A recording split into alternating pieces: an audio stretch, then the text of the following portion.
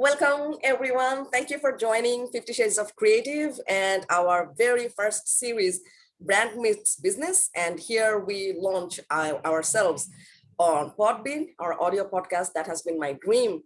And this very series, Brand Meets Business, is with the very core goal, why I started the journey of 50 Shades of Creative and why I started the training program, the coaching program, and why I started it all. It's because of my 12 years of experience. For those of you who don't know me, I am Shushmita. I am a branding coach. I'm a graphic designer, painter, copywriter, and I help experts, businesses with establishing their brand, positioning their brand. So why did I choose this? Because in my 12 years of experience, I have noticed that the most challenging part of our job is when clients, those who are on the business end, they don't want to pay and they don't really care with dignity, because not only clients, for everyone, there is a conception that creatives, you just design or you just write, what's the big deal? And why do we charge money for that? And I saw from the creative end, most of us, for me for a long time, we thought that these are the people who are taking our ideas without paying. And whenever I say they're just taking this idea and they're not paying us respect, and they just, maybe they understand, they just humiliate us, maybe. If you think that it is easy, do it yourself. So there's a grudge, there's a misunderstanding on both ends. So my very core motto was to break down this wall of miscommunication. And I have been working for over a year now. And I just decided that it's time that I have someone from the business end with me who would demonstrate where do we actually stand apart and where do we actually come together. And I am very happy to introduce and present you my very dear buddy, the cool guy, Michael Ellis, a business person, a marketing expert, and author. Thank you very much, Michael, for joining me in this Brand Meets Business from the business end. It's a pleasure to be in.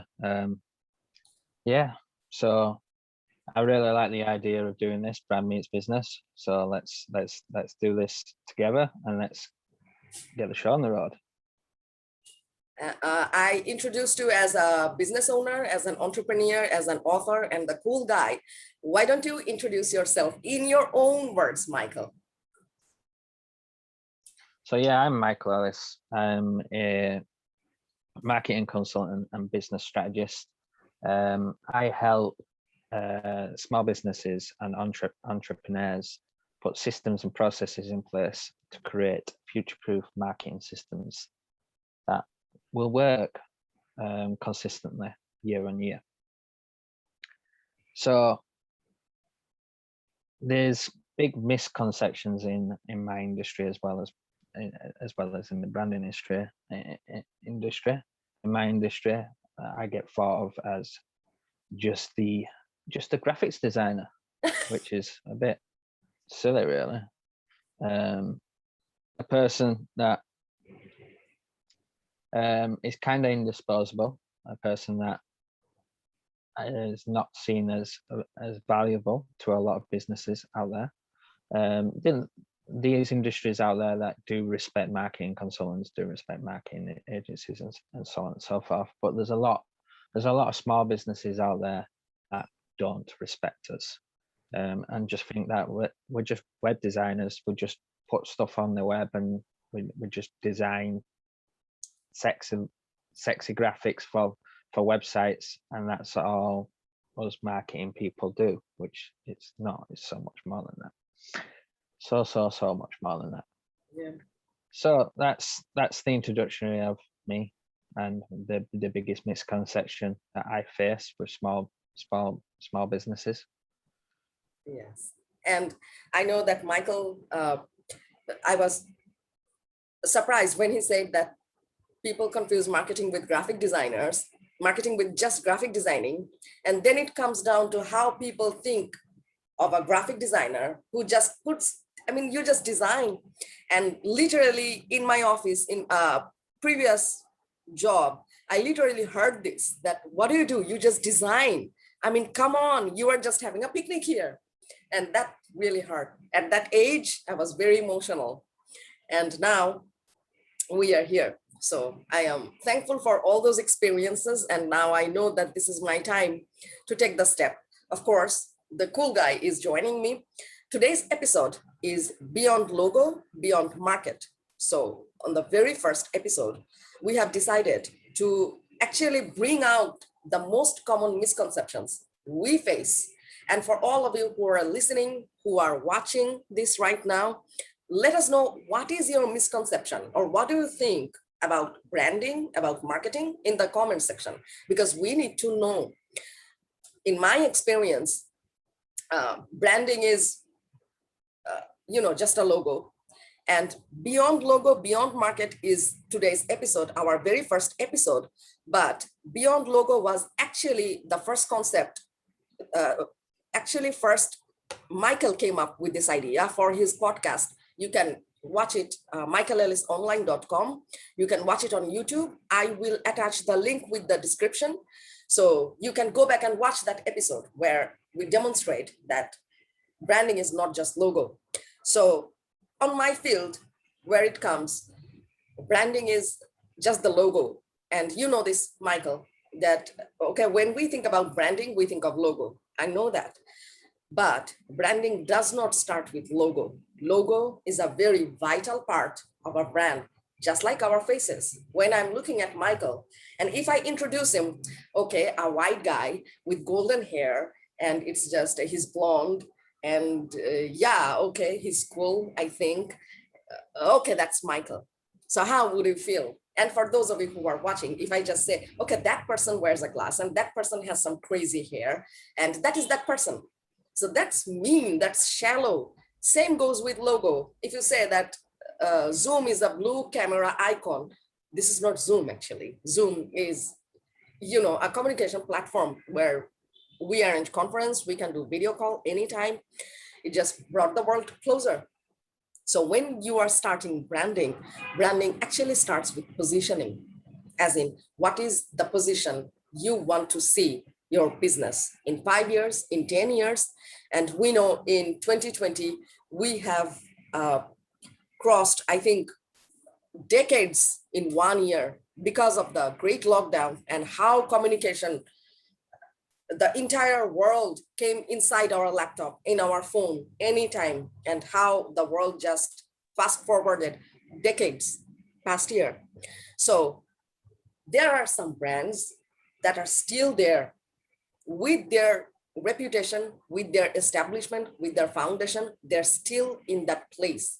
So you need to think, if you are starting off right now, you need to think that if many lockdowns or disasters happen, how are you going to stand up?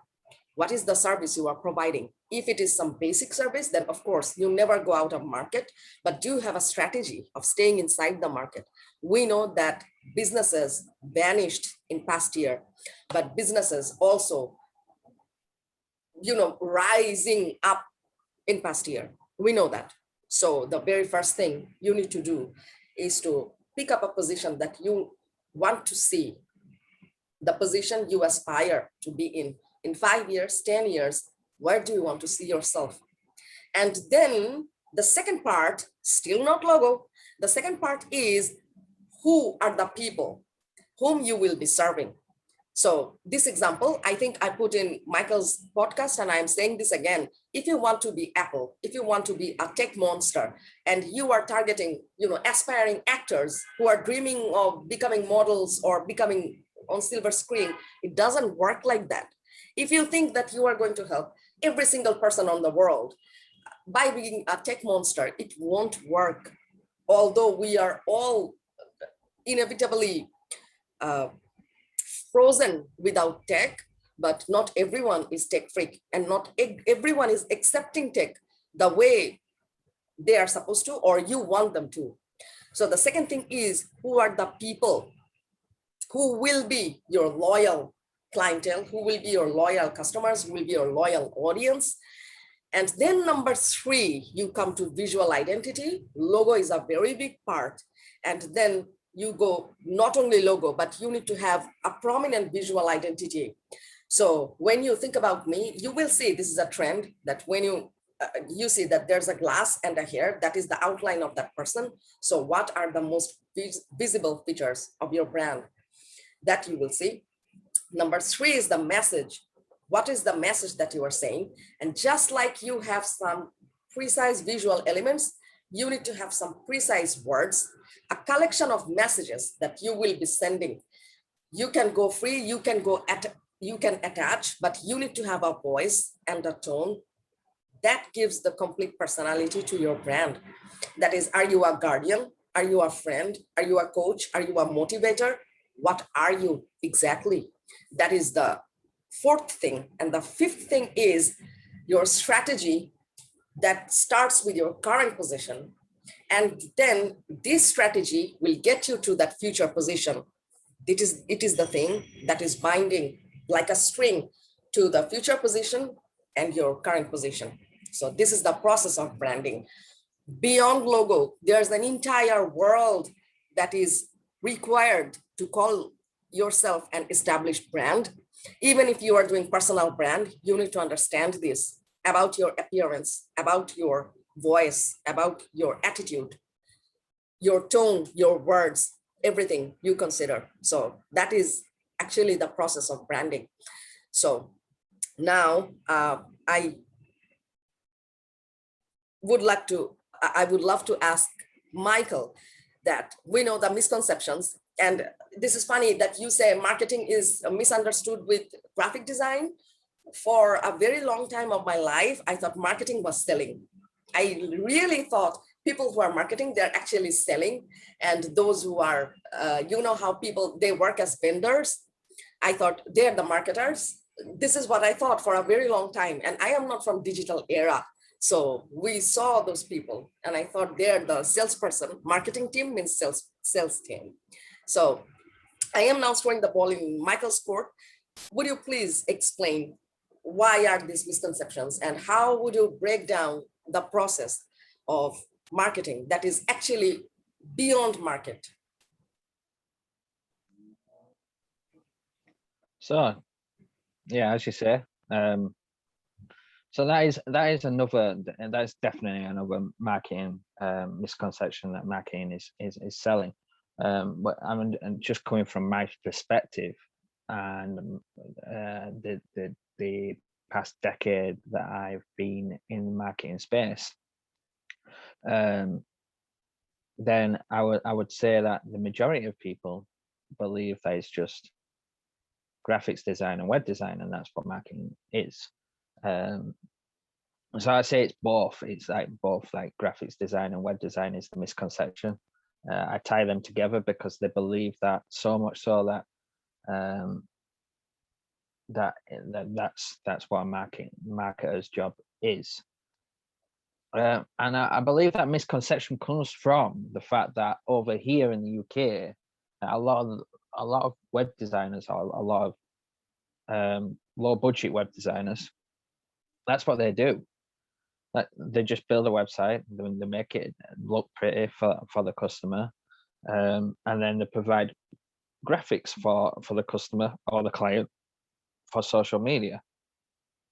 And they'll go as far as doing a quick logo, usually text-based, and so on and so forth. And that's what the majority of small business owners over here are faced with in the UK. It's what they have the budget for, you generally, as well. And it's so much more than that. It's a hell of a lot more than that. Like, for me to give a complete package, I would have to have someone inside my team that does the branding separate. So like I said, it usually over here includes logo design in a website design. It includes 5 pages, generally speaking. It includes all the copy, it includes all all the design completely through and throughout, and then generally they add on a service where they'll give them all the graphics design, and it's just one person doing everything, which is all well and good, but that's not what marketing is. That's what a self-employed web designer does. They create brochure websites for small businesses for about 300 to 400 quid, 400 pounds. They have a job on maybe once a week, and they live frugally. And that is generally what a self-employed web designer in the UK does. But that's not what a marketing consultant does. And that's where the misconception comes from. And then going on the other end of the scale is like what you said, where the misconception is that marketing is sales, sales is marketing. And although they do intertwine with each other generally, and if marketing does a very good job at its marketing, then the selling is pretty much already done. It's not the same thing. It's the reason why you will find big companies, massive multinational companies, with both a marketing department and a sales department, or an outsourced marketing team and an outsourced sales team, or an in-house sales team. However they have it set up, each company is different. But you'll see that the two are separate in big companies, and that's because they are separate. They're so very different from each other.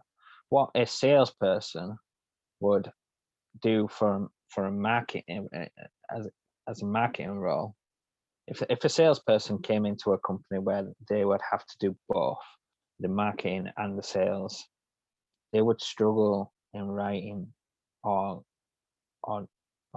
putting out the stuff out there in a marketing capacity to bring the sales conversations about.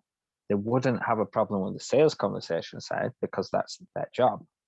But they would have a problem in getting them people through to or down the funnel, as people like to say, into that position where they can actually start selling to them.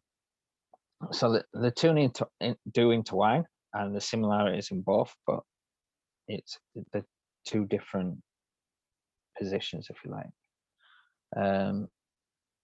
So marketing is more about how you're getting the message out there. It's more about how you're presenting it to the world. It's more about how you are, how you're coming across in the world, how you're getting your word out of that out to the world, that you are here. You have this amazing service. You have this amazing product. You have this amazing consulting service. You have this amazing whatever it is that your company provides in value for exchange of monetary value.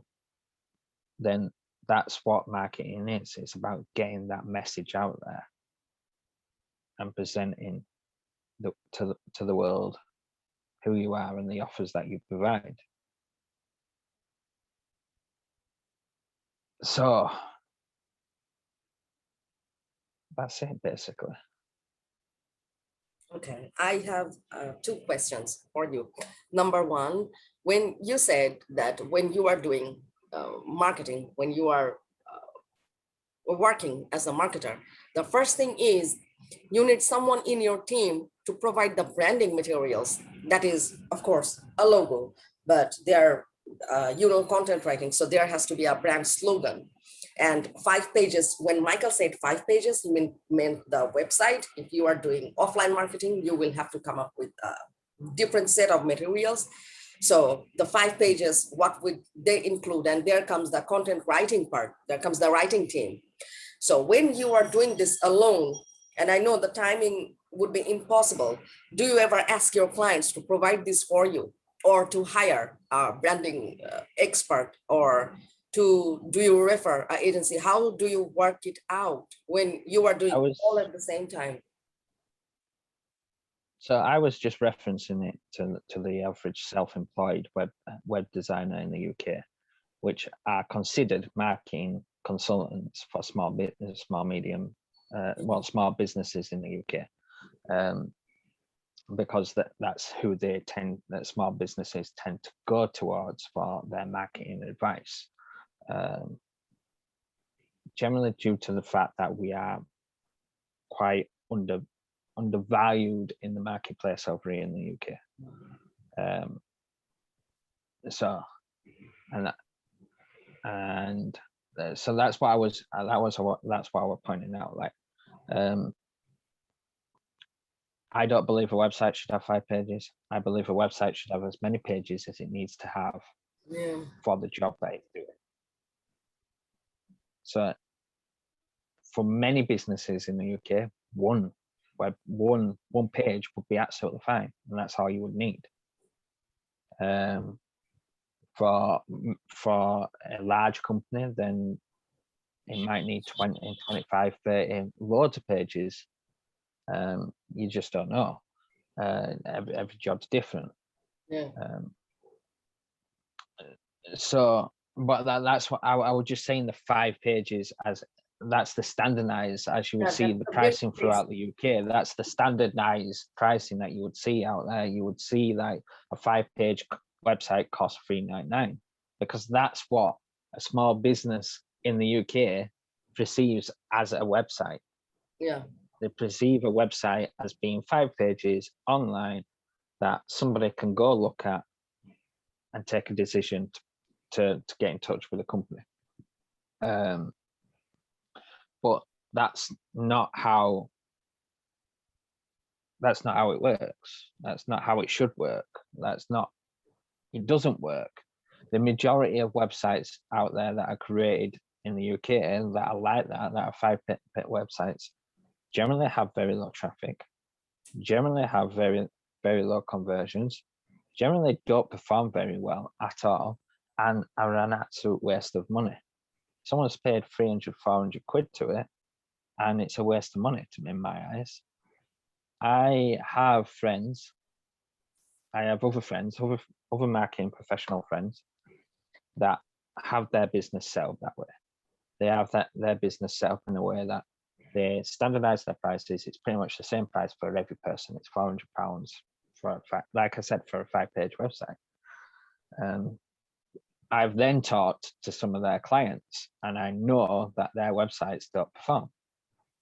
I'm not saying like it's their fault or anything like that, but what I'm saying is like they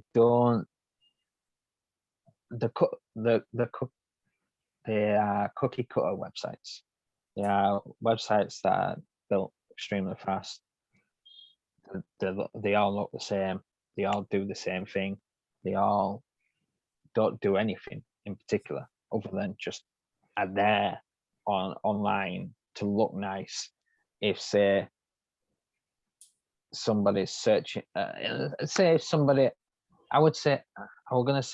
somebody's searching up for a landscaper in Bradford, which is where I live, they would come across one of these websites. They probably would. The majority of times they will come across a better website that's been designed with intent on purpose. Where these websites are coming across are where somebody knows the company or has been referred about the company. Then they've gone and done the research online. They've typed in the company's name in line, and up comes the website, which is all well and good, but it don't do anything. It don't serve anything. And what will Google do is throw out relevant companies that are quite similar underneath theirs, and they will be in that browsing mode where they're browsing through the other companies, and you will lose the customer, guaranteed. The majority of people that land on our website will go somewhere else and get there and get what they want elsewhere. And that's because it's not brought about, or it's not put online in the proper way of how marketing should be come across. Yeah. So if someone, let's say, claims or they wants to be a marketing expert or a marketer. I am not saying precisely digital, but if somebody wants to be a marketer or somebody wants to build their career in marketing, what are the steps you would generally say that they take? Let's say, for example, if somebody wants to be a branding expert or somebody wants to be a brand, I said that there are 5 steps of being a brand or building a brand. So when someone, let's say if I come to you and tell you, Michael, I want to be a marketing expert now, and I want to, master marketing now. So what are the steps that you would tell me to adopt? Depends on what they really wanted to do.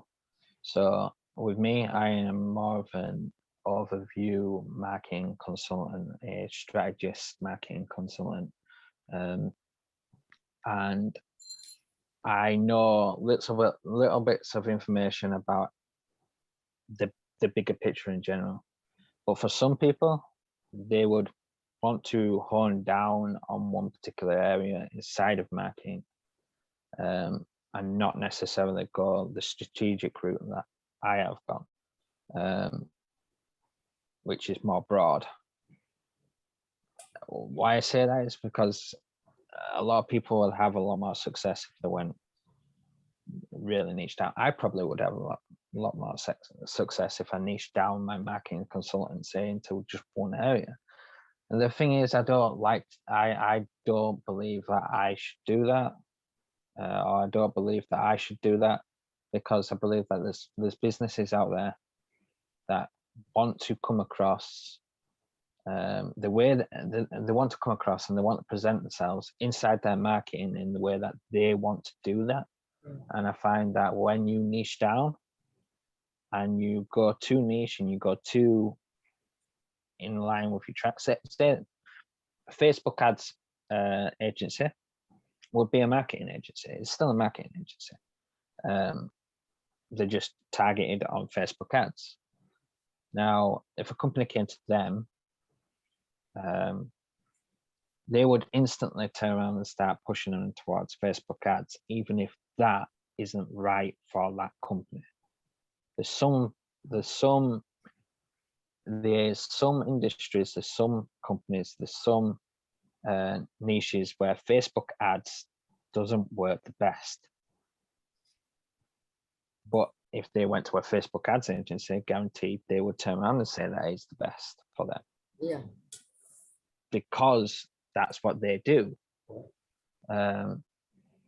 Which is all well and good, but that's why I stayed away from that. It's the reason why I'm broad. It's the reason why I'm willing to sit down with a company and go through a marketing strategy session with them and actually get to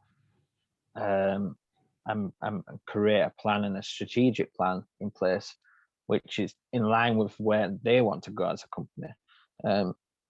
So saying what are the steps for a person to become a marketing expert, it would depend on the particular niche, or if they wanted to become strategic. If you want to become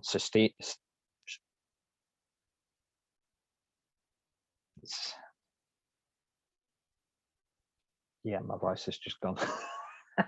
If they wanted to go the broad route like I have, and be part of the planning stage of marketing for companies, and helping them develop a marketing plan that's right for 100% right for them,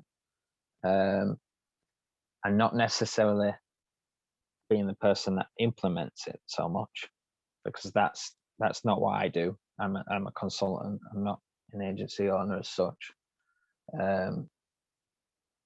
Then there's obviously steps to take, but they've got to have a high level of ability to be able to problem solve, to be able to look at things objectively and look at things from multiple perspectives, and look at things from outside the box. It's a very common way of saying things. But without that level of thinking, of being able to problem solve, being able to think outside the box, being able to look at things from different perspectives, and not being subjective towards one perspective, they're not going to perform well as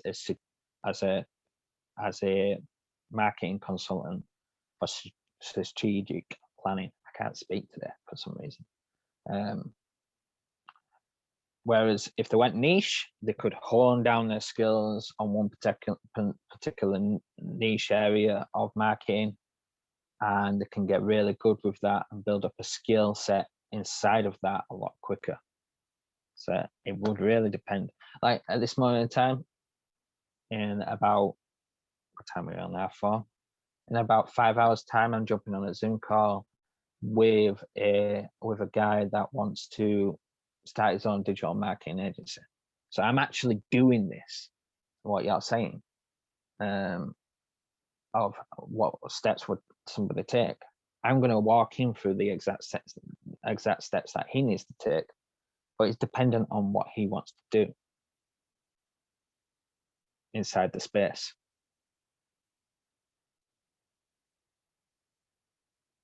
This makes sense. And surprise, surprise, if viewers, if listeners, you have noticed that initially it starts with the same thing for branding and for marketing. First, you choose your niche. That is, what exactly is your service, or what are you putting on the table? And then for whom are you doing this? Like Michael said, that we understand that Facebook marketing is now, the marketing monster. And if you are on Facebook, then you are done. But sometimes Facebook ads don't even work for that business. So it is crucial that before starting anything, you must figure out these two steps. And then, of course, like Michael said, that it's a very broad arena. And you need to, I would suggest that first you need to explore every option and find where do you spark best.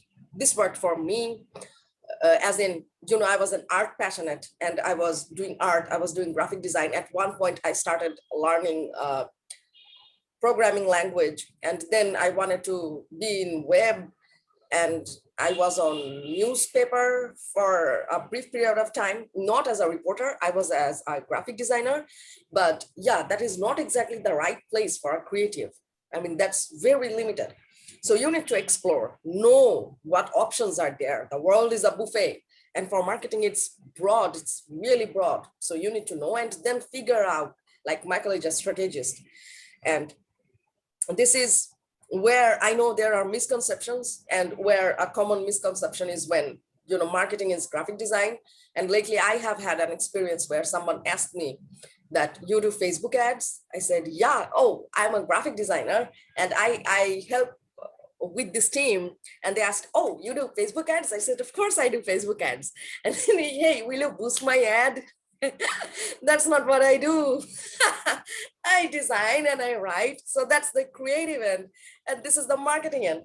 So you need to know. But I know that this entire series is to break down all the misconceptions and all the misunderstanding we have from the business end and from the creative end. It's like there's a battle always going on. But here on the very first episode, we discussed beyond logo, beyond market, to realize that how broad it is. And from this conversation, I think we can draw the conclusion that brand is the what. What exactly are you doing? What is your message? What is your service? What is your product? What exactly are you putting out? Marketing is how are you doing that? How are you executing that process? Without any one of these two, your business is actually, I would say it's nothing. Because if you don't have a prominent idea of what are you offering, then what are you doing exactly? And if you don't have any idea, how are you going to do this? You can dream of, let's say, conquering Europe with art, like I dream that someday I will conquer Europe with art. That is my dream. Fine. What is the product I'm putting out? Art. I know that. How? At that point, I will need someone who is expert in art, in the business of art. How do I execute that process? So yes, at that point we team up. Either you have the how figured out and you know a very polished package of what, which is brand, then you need to come to us and we are happy to help. And of course, I personally fall short when it comes to the execution process because, I spent all my time building up the what. Of course, then I go to Michael, my buddy, the cool guy. Please help me. How do I figure it out? So this is how it worked. Thank you very much, Michael, for joining. And this will be a 5-episode series. We will just break down everything that can we possibly think about in these 5 episodes. And just, this is my personal attempt of breaking down all the communication gap we have, the very core purpose of 50 Shades of Creative. And yeah, Michael is my ally. Thank you for joining. For those of you who are watching, who are listening, let us know where you are tuning in from. And of course, what is your misconception? Or what do you think of branding? What do you think of marketing? Let us know in the comment section. And yeah, we will break it down. Michael, I am signing off. Is there anything you'd like to share? Just that, yeah, that branding is the what, marketing is the how, but it's together. It's all about how a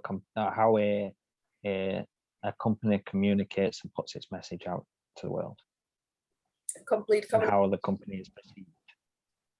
Thank you very much for staying with us, and we will see you on our next episode. Keep watching. Thank you very much, and bye. Bye.